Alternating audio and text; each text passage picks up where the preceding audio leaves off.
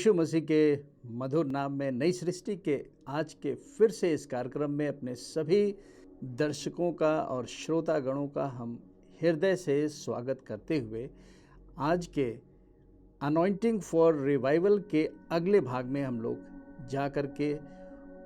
उन आत्मिक सच्चाइयों का अध्ययन करेंगे जिसके कि द्वारा परमेश्वर पिता आज के इस युग में अपनी पवित्र आत्मा के द्वारा हर एक संसार में पाई जाने वाली मंडलियों में एक बड़े से हम लोग आत्मिक जागृति के नाम से जानते हैं, उस रिवाइवल को परमेश्वर भेजने वाला है। और इसका मुख्य उद्देश्य ये है कि प्रभु यीशु मसीह जिसकी ये मंडली है, जिसकी ये कलीसिया है, उसका ये समय आ गया है कि प्रभु यीशु मसीह इफिसियों की पत्री उसके 5वें अध्याय के 27 पद के अनुसार अपनी मंडली को आने वाले दिनों में बादलों पे वैसे ही उठा लेगा जैसे वो स्वयं मृत्यु के बाद बादलों के साथ उस स्वर्गीय स्थानों में उठाया गया जहां पर प्रभु यीशु मसीह का राज्य अभिषेक हुआ। क्योंकि प्रेरितों के काम के पहले अध्याय के 11 पद में जब हम पढ़ते हैं तो वहाँ हमें ये पता चलता है कि जब प्रभु यीशु मसीह बादलों में उठाए जा रहे थे तब वहाँ पे एक भविष्यवाणी हुई, और वो भविष्यवाणी ये थी कि जिस प्रकार से तुम प्रभु यीशु मसीह को आज बादलों पे उठाए हुए अपनी आँखों से देख रहे हो, यही यीशु, कोई दूसरा यीशु नहीं, वही यीशु जो क्रूस पर सारी मानवता के लिए एक बार के अनंत बलिदान के द्वारा सारी मानव जाति को अपने खून से खरीदा, वही प्रभु यीशु मसीह तीसरे दिन मृत्यु में से जी उठा। और जब वो जी उठा तो वही प्रभु यीशु मसीह बादलों पर उठाया गया, और उसी यीशु मसीह का परमेश्वर के पुत्र के रूप में राज्य अभिषेक हुआ। और तब से लेकर आज तक प्रभु यीशु मसीह एक महायाजकीय सेवकाई को उस स्वर्गीय स्थान पे से होकर सारी मानव जाति के लिए कर रहा है। लेकिन अब समय इस बात का है कि प्रेरितों के काम के पहले अध्याय के 11वें पद के अनुसार वही प्रभु यीशु मसीह फिर से बादलों पर आएगा और अपनी कलीसिया को, जो उस समय पृथ्वी पर रह जाएगी, या उसके कलीसिया के अंग जो उस समय सो गए होंगे, वो सब प्रभु यीशु मसीह के द्वारा उस बादल पर खींच लिए जाएंगे, जिसे कहते हैं रैप्चर। और ये घटना बहुत ही शीघ्र घटने वाली है। तो प्रभु यीशु मसीह द्वारा मंडली को उठाए जाने से पहले इस पृथ्वी पर भी प्रभु यीशु मसीह की एक आत्मिक बेदारी की लहर आएगी। और इसका कारण ये होगा कि प्रभु यीशु मसीह जिस मंडली को अपने साथ ले जाना चाहता है, वो एक पुरानी, रोगी और झुर्रीदार कलीसिया नहीं ले जाएगा। उसके लिए लिखा है कि वो निर्मल होगी, पवित्र होगी, निष्कलंक कलीसिया उठाई जाएगी। और ये काम आज के इस अंत के समय में पवित्र आत्मा मंडली में पाए जाने वाले विश्वासियों के जीवन में परमेश्वर के वचन के द्वारा इस काम को कर रहा है, जिसे हम लोग अपनी आंखों से प्रभु ने चाहा तो देखेंगे। उस आत्मिक बेदारी को, उस स्पिरिचुअल रिवाइवल को, जो कि अलग अलग समयों में संसार के अलग अलग स्थानों पे आया। और इस रिवाइवल में काम करने वाला जो है वो पवित्र आत्मा है, the Holi spirit as a person. वो यही चाहता है कि मंडली अब तैयार हो जाए, क्योंकि परमेश्वर किसी का भी पक्षपात नहीं करता। वो चाहता है कि हर एक मनुष्य इस पवित्र आत्मा के स्वाद को चखने पाए। और इस स्वाद को चखने का केवल एक ही क्वालिफिकेशन है, वो ये है कि हर एक मनुष्य जो किसी भी बैकग्राउंड से आता हो, किसी भी जाति, किसी भी धर्म, किसी भी नेशनैलिटी का हो, उसकी एक ही आवश्यकता है कि वो प्रभु यीशु मसीह पर विश्वास करके अनंत जीवन को पाए, जिसे हम लोग बाइबल की भाषा में बॉर्न अगेन एक्सपीरियंस के नाम से जानते रहे हैं, यानी कि नए जन्म का अनुभव। तो आज मंडली में पाए जाने वाला हर एक विश्वासी, यदि उसने प्रभु यीशु मसीह को अपने जीवन, अपनी आत्मा का उद्धारकर्ता, मुक्तिदाता करके प्रतीत किया है, विश्वास किया है, और इस आत्मा के विश्वास की सच्चाई को अपने ज़बान से रोमियो उसके 10वें अध्याय के 8, 9, 10 पदों के अनुसार अपने मुंह से इस बात को अंगीकार किया है, घोषणा किया है, डिक्लेरेशन उसका हुआ है कि यीशु जिसने उसके लिए अपनी जान दी, मारा गया, गाड़ा गया और तीसरे दिन मुर्दों में से परमेश्वर ने पवित्र आत्मा की सहायता से उसे मरे हुओं में से जिलाया, वो यीशु उसका व्यक्तिगत उद्धारकर्ता और मुक्तिदाता है। वही मनुष्य एक नए जन्म को पा लेता है और नए जन्म को पाने के द्वारा वो एक नई सृष्टि बन जाता है। ही becomes a new creature all together. एक नई सृष्टि, एक नई आत्मा की उसकी रचना हो जाती है। और इस प्रकार से कोई भी इंसान जो यीशु मसीह पर विश्वास करके विश्वासी बनता है, वो इस पवित्र आत्मा के अभिषेक को पाने के लिए, जो एक सेवकाई के लिए उसके ऊपर आता है, वो तैयार है। उसे और कोई दूसरी तैयारी करने की जरूरत नहीं है। केवल उसे वचनों का ज्ञान होना चाहिए और ये मालूम होना चाहिए कि परमेश्वर की इच्छा क्या है। What is the will of God for his life? और परमेश्वर की इच्छा हर एक विश्वासी के लिए है कि वो शरीर में भला और चंगा रहे। परमेश्वर की इच्छा हर एक विश्वासी के लिए है कि वो अपने इस संसार में रहते हुए एक फाइनेंशियल फ्रीडम में रहे। परमेश्वर की इच्छा हर एक विश्वासी के लिए है कि वो पवित्र आत्मा के बपतिस्मे के अनुभव को पा करके प्रभु यीशु मसीह के राज्य की सेवा कर सके। ये हमारी अपनी इच्छा नहीं हो सकती, लेकिन ये परमेश्वर की इच्छा मंडली में पाए जाने वाले हर एक विश्वासी के लिए है। और जब एक विश्वासी परमेश्वर की इच्छा को परमेश्वर के वचन से अपनी इच्छा बना लेता है, उसे ये मालूम हो जाता है कि अरे, परमेश्वर की इच्छा ये है कि हम भी उस पवित्र आत्मा के अभिषेक को पाएं, उस baptism of the Holi spirit के एक्सपीरियंस को पाएं, जिससे कि हम प्रभु यीशु मसीह के राज्य में सेवा कर सकें। तो परमेश्वर की और उस मनुष्य की इच्छा एक होते ही उसे भी इस पवित्र आत्मा के बपतिस्मे का अनुभव हो जाता है, जिस अनुभव की चर्चा आज हम लोग इस एपिसोड में, इस पार्ट में करने जा रहे हैं। तो पिछले भाग में तो हम लोग ने उस अभिषेक या उस अनॉइंटिंग की बात की थी, जो अभिषेक एक विश्वासी की अंतर आत्मा में उद्धार पाते समय आ जाता है, जिसे कहते हैं the anointing of the Holi spirit within a believers spirit. तो इस प्रकार से हम ये देखते हैं कि हर एक विश्वासी जब पवित्र आत्मा के अभिषेक को पाता है, तो वो उसके जीवन में कुछ वरदानों को लेके आता है, जिसे हम लोग gifts of the Holi spirit के नाम से जाने थे, जिसका अध्ययन हम लोग ने gifts of the Holi spirit में किया कि पवित्र आत्मा के जो 9 वरदान है वो किस प्रकार से एक विश्वासी को उसके जीवन के द्वारा प्रभु यीशु मसीह की सेवा कराने के लिए वो एनेबल करते हैं, उस योग्य बनाते हैं। लेकिन ये योग्यता उस विश्वासी को पवित्र आत्मा के द्वारा मिलती है, जिसे हम लोग अनॉइंटिंग कहते हैं, the anointing which comes upon a believer. क्योंकि जब एक विश्वासी इस baptism of the Holi spirit के स्पिरिचुअल एक्सपीरियंस को करता है, तो उसके जीवन से ये पवित्र आत्मा के 9 वरदान बहुत ही फ्रीक्वेंटली ऑपरेट करने लगते हैं। And depending upon the faithfulness of that believer,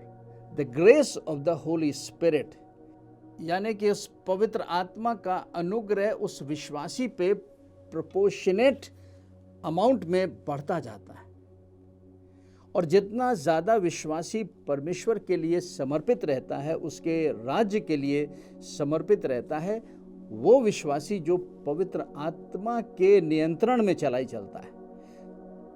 या पवित्र आत्मा से भरा हुआ विश्वासी। एक साधारण विश्वासी के अंदर तो उसकी आत्मा में अभिषेक रहता है, लेकिन जब पवित्र आत्मा का एक विश्वासी को बपतिस्मा मिल जाता है तो उस विश्वासी को हम स्पिरिट फिल्ड बिलीवर के नाम से पुकार सकते हैं। और ऐसे आत्मा से भरे हुए विश्वासी के जीवन से जब लगातार पवित्र आत्मा के कार्य या पवित्र आत्मा के वरदान ऑपरेट होते हैं, तो परमेश्वर पुत्र प्रभु यीशु मसीह ऐसे विश्वासियों को अपने राज्य को स्टैब्लिश करने के लिए अपनी मंडली में 5-fold मिनिस्ट्री में अपॉइंट कर देता है। और इस अपॉइंटमेंट को कहते हैं सेवकाई के वरदान। तो इस प्रकार से ऐसा विश्वासी जिसके जीवन से लगातार वो पवित्र आत्मा के वरदान ऑपरेट हो रहे हैं और प्रभु यीशु मसीह उनको अपनी मंडली में अपॉइंट करके उस 5-fold मिनिस्ट्रीज में रखा है, जिससे कि कलीसिया की उन्नति हो सके, बाकी विश्वासी लोग जो हैं वो प्रभु यीशु मसीह की पहचान में बढ़ते जाएं और सारी मंडली जो है वो प्रेम के एकता के बंधन में बंध सके। और इस प्रकार के अपॉइंटेड मिनिस्टर्स को हम लोग कहते हैं gifts of ministry in the body of Christ, यानी कि मसीह के मंडली में पाए जाने वाले ये विश्वासी एक वरदान के रूप में होते हैं। They are the gifts of the ministry in the body of Christ. और इसका भी अध्ययन हम लोग करेंगे कि ये जो 5-fold मिनिस्ट्री है, इसमें किस प्रकार से पवित्र आत्मा अलग अलग विश्वासियों के जीवन में अलग अलग प्रकार से अभिषेक दे करके उनको अलग अलग ऑफिसेज में रखता है। There are 5 kinds of offices in the body of Christ। इन 5 ऑफिसेज के साथ मसीह की मंडली में और भी बहुत से ऑफिसेज हैं। ये ऑफिसेज, इन ऑफिसेज का मतलब ये है कि वो सेवकों के काम करने का एक कार्य क्षेत्र है और एक विश्वासी दूसरे विश्वासी के कार्य क्षेत्र में इंट्रूड नहीं करता है, उसमें जबरदस्ती अपनी दखल अंदाजी नहीं करता है। जिसकी सेवा जहां प्रभु यीशु मसीह ने जिस ऑफिस में अपॉइंट की है, वो सेवक उसी ऑफिस में अपने काम को करता है। पवित्र आत्मा एक विश्वासी को कभी भी किसी भी समय अपने इच्छा के अनुसार वो इस्तेमाल कर सकता है। और ऐसे मिनिस्टर्स की जो सेवा है वो इफिसियों की पत्री उसके 4 अध्याय के 11 पदों से आगे हमें पढ़ने को मिलेगा। और इसी के साथ हम लोग पहले कुरिन्थियों के 12 अध्याय के 27 और 28 पदों में भी पढ़ के देखेंगे कि ये जो सेवकाई वाले वरदान हैं वो पवित्र आत्मा के वरदान से अलग हैं। और पवित्र आत्मा के जो 9 वरदान हैं वो पवित्र आत्मा के वरदान से अलग है। पहली चीज gift of the Holi spirit, जो कि प्रेरितों के काम उसके 2 अध्याय के 38 पद में हमें पढ़ने को मिला था, जहाँ पे संत पतरस ने इस गिफ्ट की बात बहुत सच्चाई और बड़ी सफाई से की थी कि जब इस गिफ्ट को, जो पवित्र आत्मा का गिफ्ट है, एक विश्वासी पाता है, इसी के द्वारा एक विश्वासी baptism of the Holi spirit के एक्सपीरियंस को करता है, जो कि पवित्र आत्मा के दान को पाना होता है, gift of the Holi spirit. तो पहला वरदान जो हम लोग ने देखा वो अनंत जीवन का वरदान है, जिसमें प्रभु यीशु मसीह का जीवन एक विश्वासी के अंदर आ जाता है और उस विश्वासी के अंदर पवित्र आत्मा भी आकर के वास करता है। फिर उसके बाद gift of the Holi spirit है, जिसे कहते हैं पवित्र आत्मा का दान। और इस पवित्र आत्मा के दान में एक विश्वासी को पवित्र आत्मा का बपतिस्मा मिलता है और इसी पवित्र आत्मा के बपतिस्मे के साथ पवित्र आत्मा के जो 9 वरदान हैं वो विश्वासी के जीवन में ऑपरेट होना शुरू करते हैं। और ये विश्वासी जिनके जीवनों में पवित्र आत्मा की ये 9 वरदान लगातार ऑपरेट हो रहे हैं और वो परमेश्वर के राज्य के लिए विश्वास योग्य है, तो प्रभु यीशु मसीह ऐसे विश्वासियों को मंडली के अंदर मिनिस्ट्री गिफ्ट्स के रूप में अपॉइंट करके रखता है। तो हम लोग अनॉइंटिंग फॉर रिवाइवल के इस भाग में बहुत से ऐसे होली स्पिरिट से कनेक्टेड जो गिफ्ट्स हैं उनके बारे में उनको हम लोग क्लासिफाई करके समझने की कोशिश कर रहे हैं, जिसमें पहला गिफ्ट जो है वो अनंत जीवन का है या बॉर्न अगेन का है, जिसमें कि हम प्रभु यीशु मसीह के जीवन को पाए। और जब हमें जीवन यीशु मसीह का मिल जाता है तो हमें पवित्र आत्मा का गिफ्ट भी मिल सकता है जब हम विश्वास करेंगे। और इस गिफ्ट को पाने के द्वारा, जैसा कि संत पौलुस ने इफिसियों की पत्री उसके 19 पद में पूछा चेलों से, क्या तुमने विश्वास करते हुए पवित्र आत्मा पाया? तो इस gift of the Holi spirit के रिसीव करने के द्वारा एक विश्वासी उस baptism of the Holi spirit के एक्सपीरियंस को करता है। और जब baptism of the Holi spirit का एक्सपीरियंस या अनुभव एक विश्वासी को होता है तो वो एक आत्मा से भरा हुआ विश्वासी कहलाता है, यानी कि स्पिरिट फिल्ड बिलीवर। और उसका ये साइन है कि वो अन्य अन्य भाषाओं को बोलना शुरू कर देता है। This is an evidence of baptism of the Holi spirit. और जब एक विश्वासी को ये बैप्टिज्म ऑफ होली स्पिरिट का एक्सपीरियंस मिल जाता है तो उस विश्वासी के जीवन से ये 9 वरदान, जिसके बारे में हम लोग ने पिछले भाग में भी चर्चा की थी, word of wisdom, word of knowledge, discerning faith, healing miracle, speaking in tongues, interpretation of tongues, prophecy gifts, ये सारे वरदान उस विश्वासी के जीवन में उसकी विश्वास योग्यता के अनुसार ऑपरेट होना शुरू हो जाते हैं। और फिर ऐसे विश्वासियों को प्रभु यीशु मसीह मंडली के अंदर अपॉइंट करके मिनिस्टर्स या मिनिस्ट्री गिफ्ट्स के क्लासिफिकेशन में रखता है, जिसके के बारे में हम लोग अगले भाग में चर्चा करेंगे।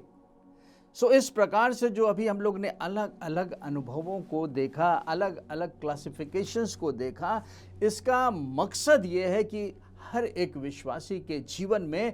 पवित्र आत्मा का अभिषेक बहुतायत और प्रभावी रूप से काम करे,